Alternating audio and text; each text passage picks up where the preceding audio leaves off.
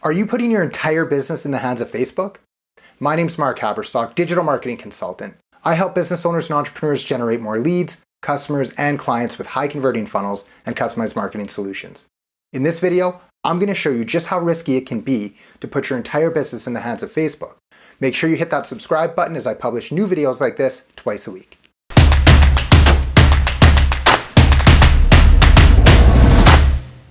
All right, so one thing I ask all new businesses and clients that hire me is your only customer acquisition stream Facebook ads? And would your business survive today if Facebook was completely wiped out?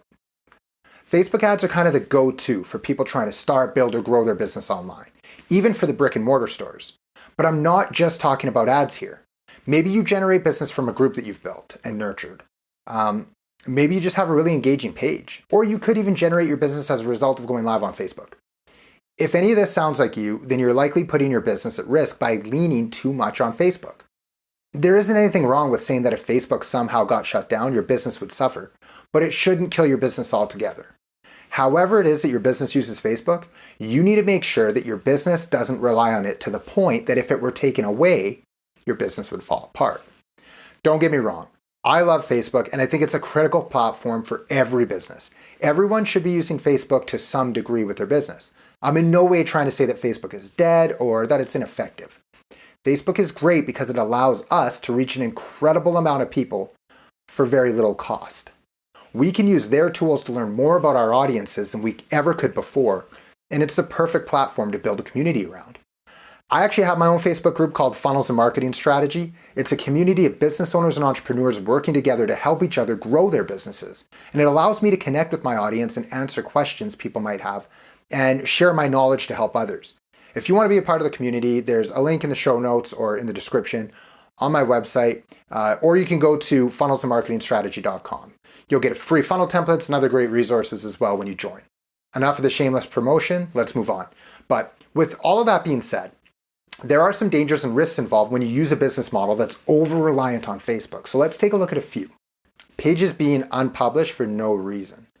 I've even been meaning to make a podcast episode about this for a little while now, but the thing that finally pushed me over the edge was something that happened to me back in February.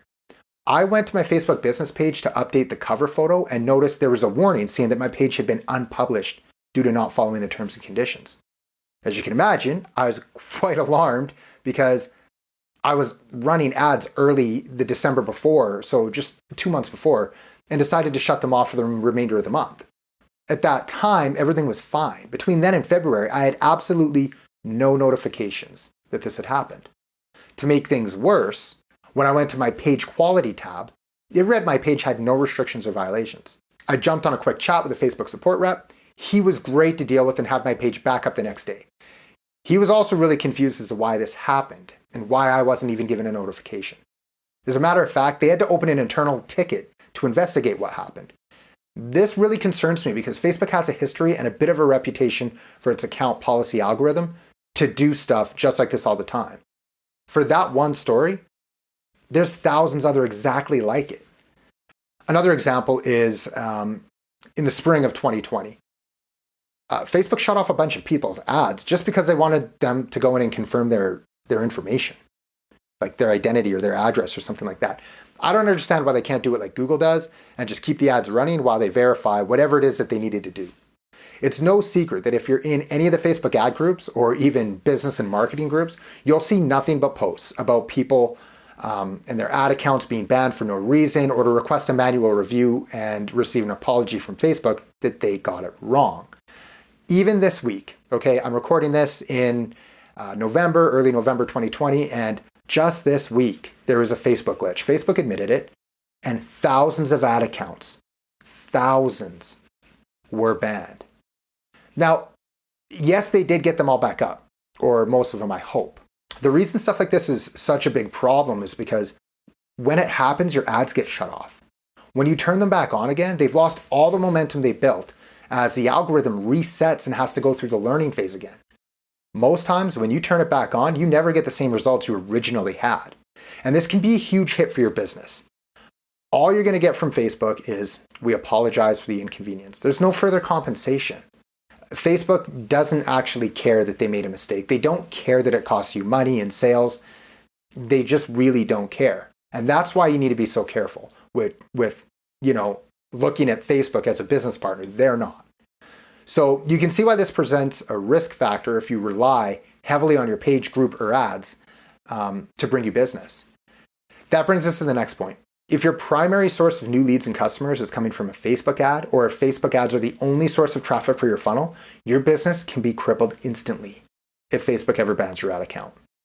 Again, I see it almost every day in the different groups I'm a part of.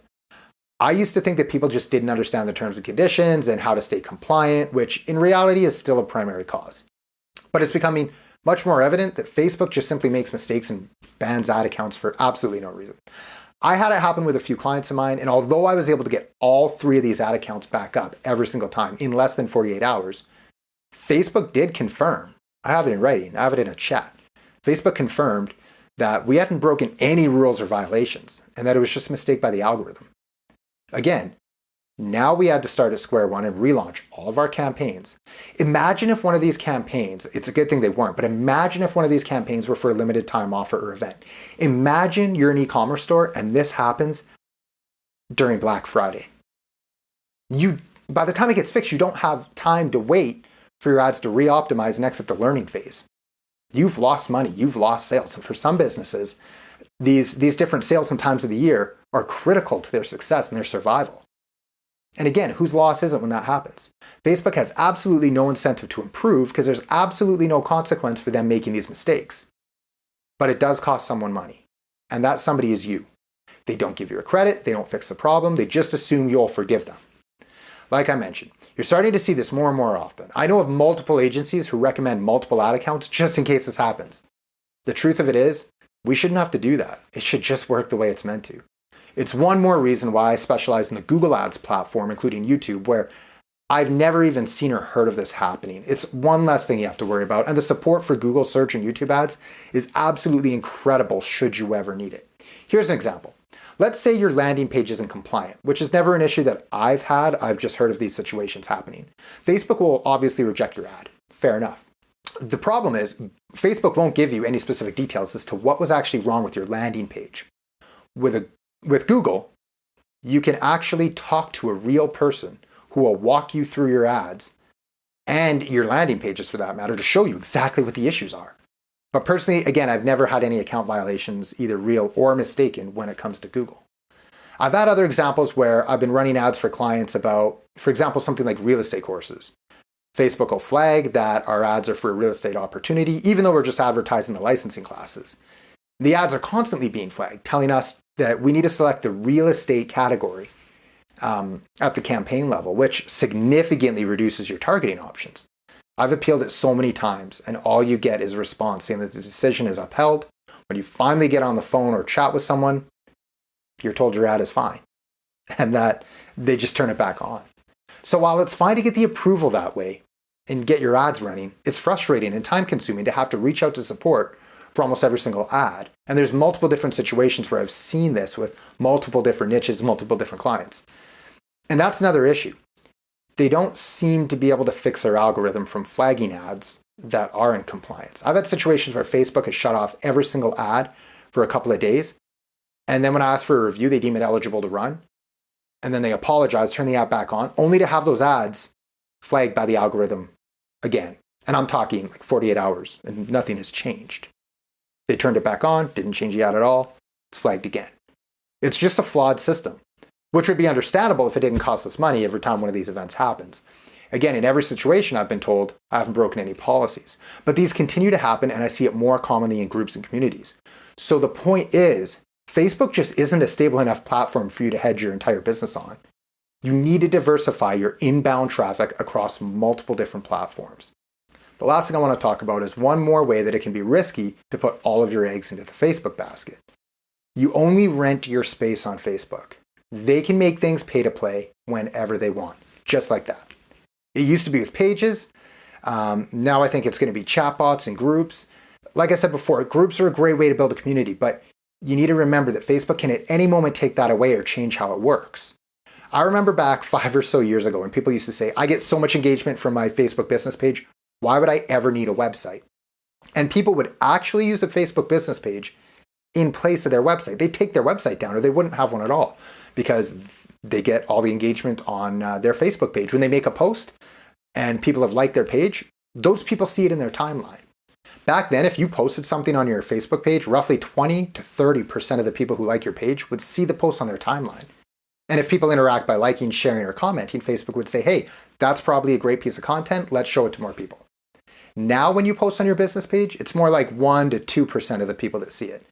Facebook business pages are considered pay to play now.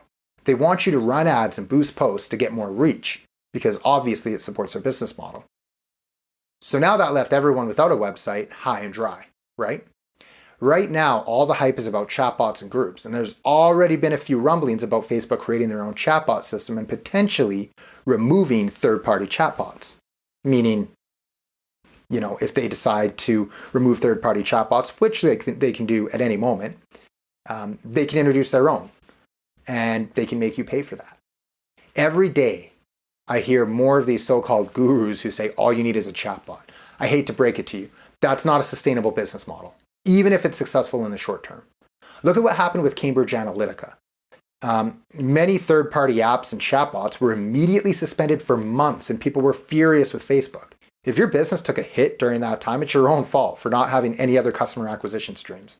I think it's only a matter of time before Facebook starts to monetize groups as well. But at the end of the day, I'm not going to say don't use them. I'm just saying if you want to use them, make sure they're one of many tools you use in your business instead of the only tool you use in your business.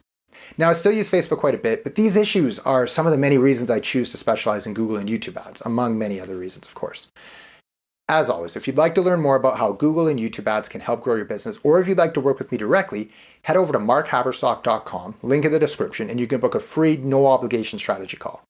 Don't forget to hit the bell and subscribe so you don't miss out on any weekly videos just like this. And we'll see you in the next one.